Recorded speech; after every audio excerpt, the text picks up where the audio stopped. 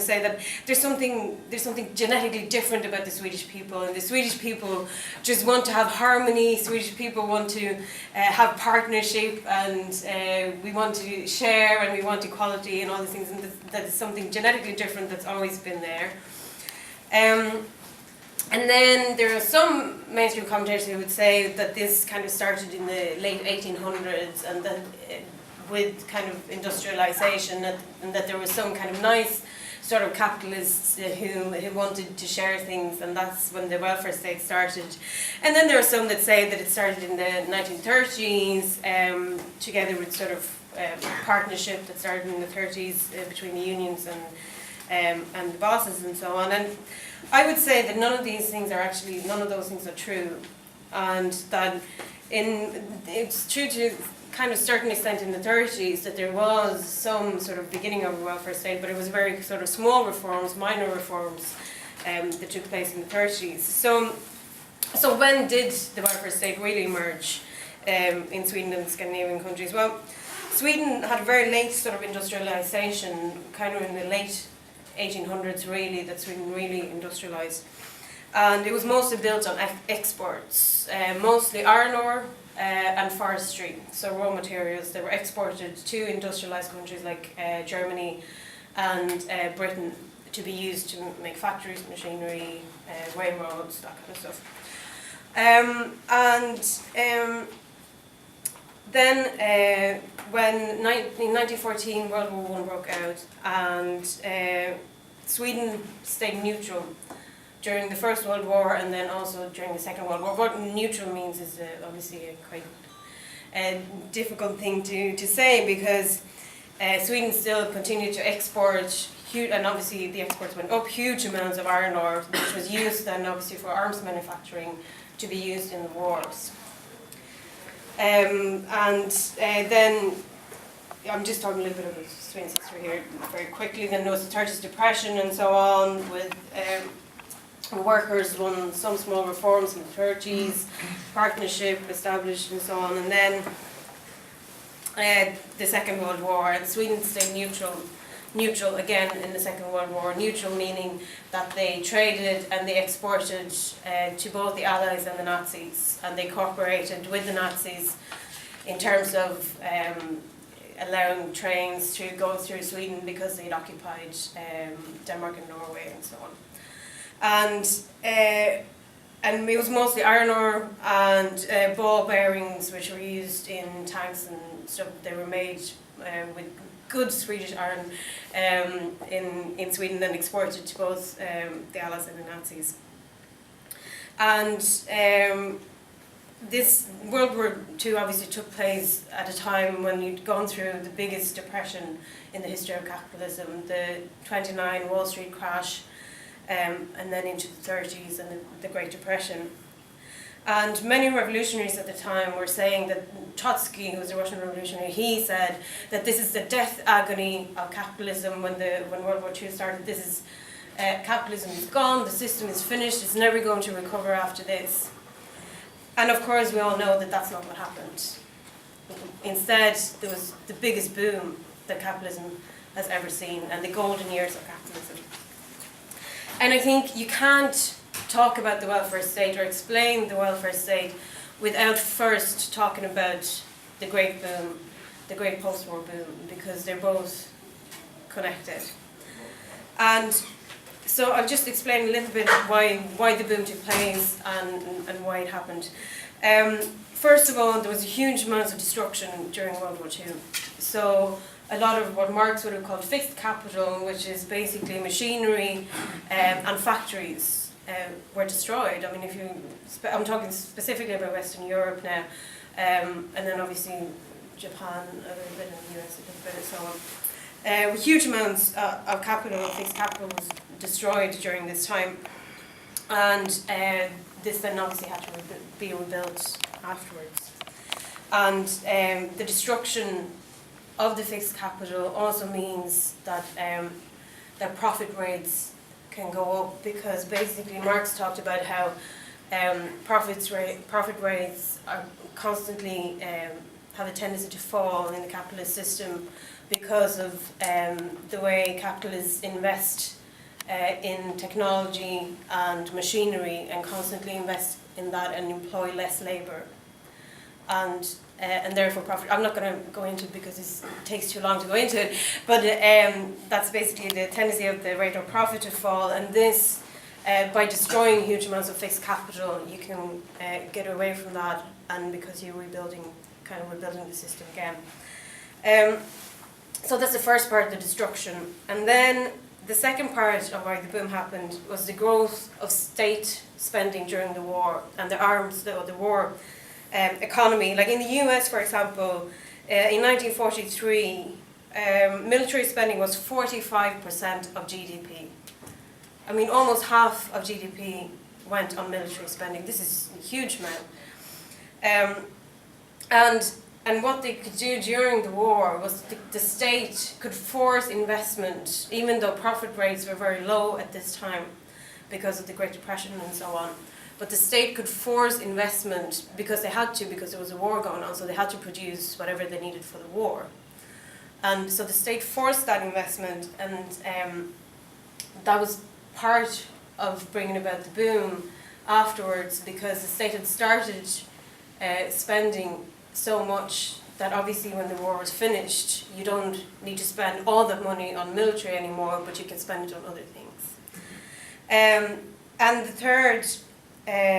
third reason why the boom also happened was what Tony Cliff founded the Socialist Workers' Party, called the permanent arms economy.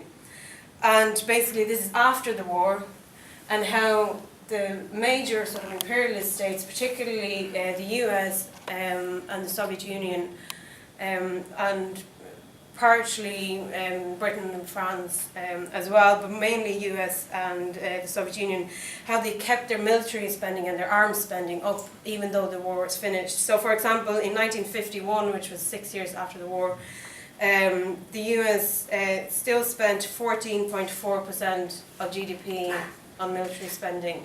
That's compared to about 4% before the war happened. And this is 6 years after the war, so that's still a huge amount of money that's being spent on arms. And obviously this was part of the Cold War and the arms race that was going on between the US and Russia. And this also tended to counteract the falling rate of profit, because instead of spending an investment in fixed capital, machinery and factories and so on, the profits and the surplus was being diverted into investment in destructive capital, as in war and arms and so on. And this could counteract the tendency of the rate of profit to fall, and profit rates could go up. But this, of course, could only kind of happen for a certain amount of time, up until 1973, about that time when the boom started going down.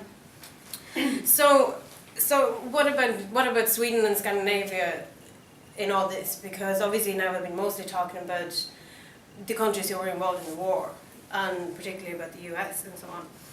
Well, Sweden is quite interesting because Sweden obviously wasn't destroyed, so they didn't have to do any rebuilding or anything like that. There was nothing destroyed in Sweden.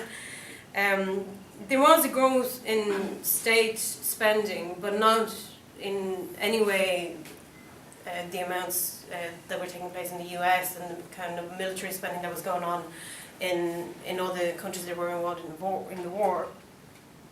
But there was a little bit of growth, but not a huge amount. And obviously they weren't big military spending either after the war either, so it wasn't particularly part of the permanent arms economy either. So why did the boom also happen in Sweden? Well, I think you have to understand that capitalism is a global system, so nothing happens in capitalism in isolation. So some countries can benefit from other countries' expenditure. So the expenditure of on arms in the US, for example, could be an advantage for a lot of other countries as well, and countries who didn't spend on arms. And then, of course, because there was no destruction in Sweden, they didn't have to do any rebuilding, so And because they made a lot of money during the war selling the ball bearings and the iron ore to the Nazis and the Allies, they had quite a big amount of surplus and of profits that were sitting there, and they didn't have to spend it on rebuilding anything after the war because nothing got destroyed. So they then had a bigger surplus that they could use for something else. And it's quite clear that what they did use it for was partially investment in sort of industry and other things, but mostly on the public sector and on the welfare state. But what I've kind of left out up until now is probably the most important thing actually, and that's the working class. And in Sweden, I'll just talk a little bit about kind of early kind of working class struggles in Sweden, and then go up to the 50s and 60s and when the welfare state was really built.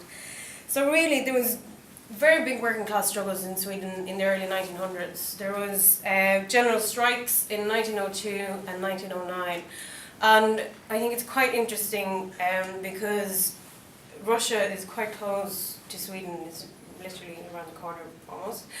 And at the same time, I mean, there were struggles in working class struggles growing in many countries at the same time. But I mean, there was a revolution in Russia in 1905, for example. And then I think the Russian Revolution of 1917 gave a huge inspiration to the Swedish working class. And it also very much scared the ruling class in Sweden, because they saw what happened just across the water in Russia.